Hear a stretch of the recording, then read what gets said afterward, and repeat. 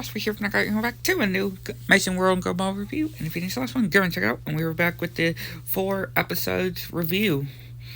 I'm starting with the first one, which is a really good one. And it starts with Gumball and Darwin just screaming while they're taking a shower. Because I don't know why they're taking I know why they're taking a shower. Because it's sanitary. Or it's hygienic. But because they're in there by themselves. Until Clayton comes by and saying that you should lie, pretty much telling them to lie, saying that you did take a shower, and ending up trashing the locker room and saying that there was this guy that wrecked the locker room, and Miss Emmy is wondering who this person looked like, and yeah, Clayton is just wanting to, or saying that they're friends, yeah, they give him a chance. Which, yeah, they do these different things, and Clayton actually manages to do really good, though. And, yeah, Darwin is just telling Gumball to give him another chance. Clayton another chance, which, yeah, Clayton can pretty much face shift. Is that, wait, how do you pronounce it? Face shift? Yeah, I think it's face shift. You know, because he was pretending to be Clayton, and then he pretends to be Gumball, telling Darwin to give Clayton another chance. And, yeah, he pretends to be Banana Joe and makes him sad, which that was funny. And then they realize what Clayton is doing, and yeah, Miss Simeon comes over, wondering what they did to make him cry. And yeah, of course, they think that it's Clayton again, but it's not. And then they're saying of telling the truth, which, yeah, the Principal Brown saying that there's no need to punishing them and to make up with Clayton. But it is Clayton. And then Miss Simeon comes talking about the skull guy that apparently is real, that that Gumball described of who trashed the locker room. I'm trying to give Principal Brown, but it's not actually Principal Brown, a kiss, and he jumps out the window.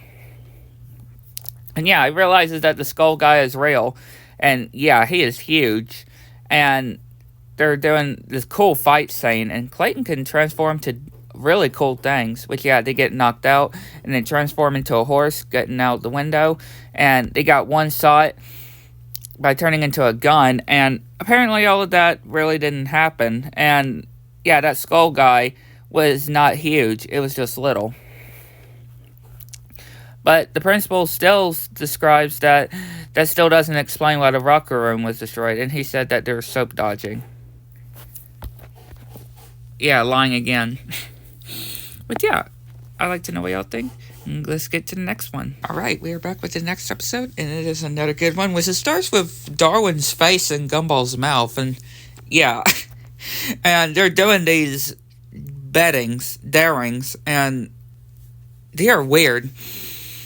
Even carrying this flower with Gumball's butt cheeks all over across and yeah, Bobbert comes, and he wants to play, which the loser is having to,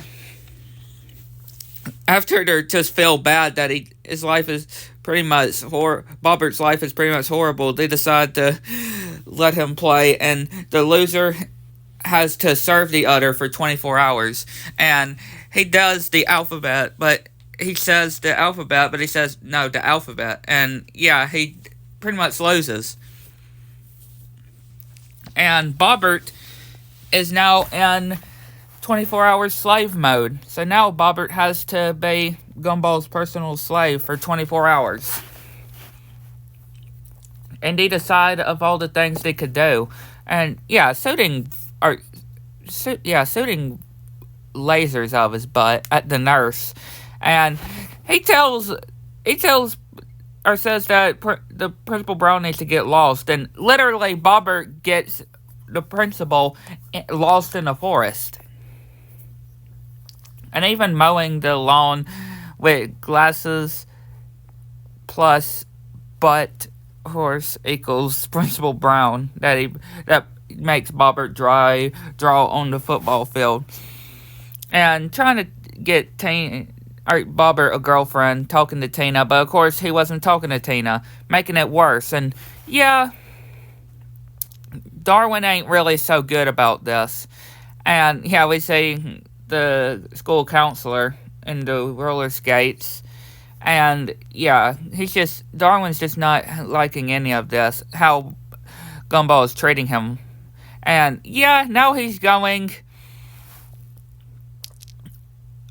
to just eliminate Gumball, and they're having to hide. Which, yeah, even Bobber got rid of the teachers because Rocky came and said that school was canceled because no teachers. And yeah, we see Miss Simeon in the freezer.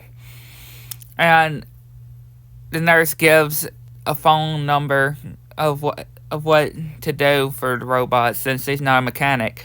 And yeah, he swings through and tries to get the number, but of course it doesn't work. And trying to find a book on how to do something, and pushes the whole bookshelves over on him. And now it's going to self-destruct, which now he's having to save Darwin, and saying these last words. And yeah, the 24-hour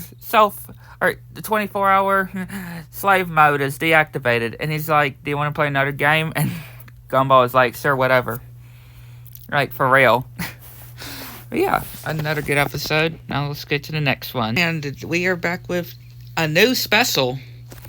And it is a Christmas special. I always love when cartoons do Christmas specials.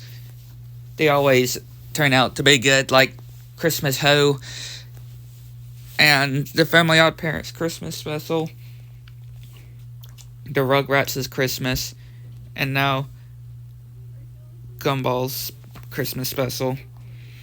And yeah, we see that everybody's getting ready for Christmas, and they end up running over somebody, and Richard believes that it's Santa Claus. Yeah, Richard believed this homeless guy is Santa Claus, and the kids are begging to make him stay with them. And yeah, they're trying to get this, what they're believing is Santa Claus, to get his memory back, and asking what they want for Christmas. And yeah, they keep every one of them is just smashing things in the mall. And yeah, Nicole is trying to tell them that there's no Santa Claus. And Richard is being an idiot by just running into the road, in the middle of the road while people are driving. Trying to do good deeds. And yeah, they're trying to stuff the guy into the chimney. And Nicole is trying to tell the kids that there is no Santa Claus, and how every year she's been writing a letter to Santa Claus, and she never gotten her gift. I mean, that's what people always... Again, a lot of people just always say that they stop believing in Santa Claus because they don't get what they get. I mean, you're not going to get everything that you ask for, though. And, of course, the kids aren't there. And we see this song that they do, and Richard is drawing graffiti and saying that somebody drew it and trying to get rid of it, but they see some lights, and yeah, he goes over the fence and sees Santa's reindeer and sleigh, which, yeah, then the guy gets knocked in the head, and they see Richard in Santa's sleigh, and it is Santa Claus. It's just when he got hit by Richard's car, when Richard hit him, it just made him forget, but now he is back to being Santa Claus, and they're trying to tell Gumball and Richard of what to do, and trying to plug in these Christmas lights so they can know where to land, and they see it, and they land safely. And apparently Santa Claus has been looking for Nicole, and these letters that she wrote were all addressed to the South Pole, when we all know that Santa Claus lives in the North Pole. And Richard, which, yeah, she gets these little things which represents her family, And Richard is on the nice list forever for saving Christmas. And yeah, Christmas is back on and not canceled. A really good Christmas special. I really enjoyed. Yeah, I'd like to know what you'll think. Catch you next one. And let's head to the next one. Alright, we are back with the last episode on this 4-part episode. Or, not 4-part. There's 4 episodes in one review. And this is another good episode.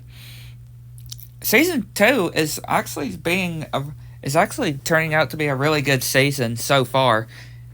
I can say. Definitely still definitely going to be is my favorite season. And it starts with Richard just telling Gumball about this family heirloom generation watch that was passed down so many times and giving it to Gumball. And yeah, he doesn't care about it because it doesn't work. Which, yeah, now Darwin's having to keep it. But now he gives it to an old man and trying not to tell Richard that they gave the watch. And tries to give Marvin to give it back. But of course he's keeping it. And then he starts to beat himself up. Gumball starts beating himself up on it. And pretends to be deaf, saying they come for you. And yeah, he fainted. But of course he's still not giving it back. And yeah, they start crying to tell Richard what happened. Yeah, he says that he doesn't care about that thing anymore. Or he doesn't care about that thing. And saying that he can tell Marvin that he can keep it. And then he's saying that they can keep it.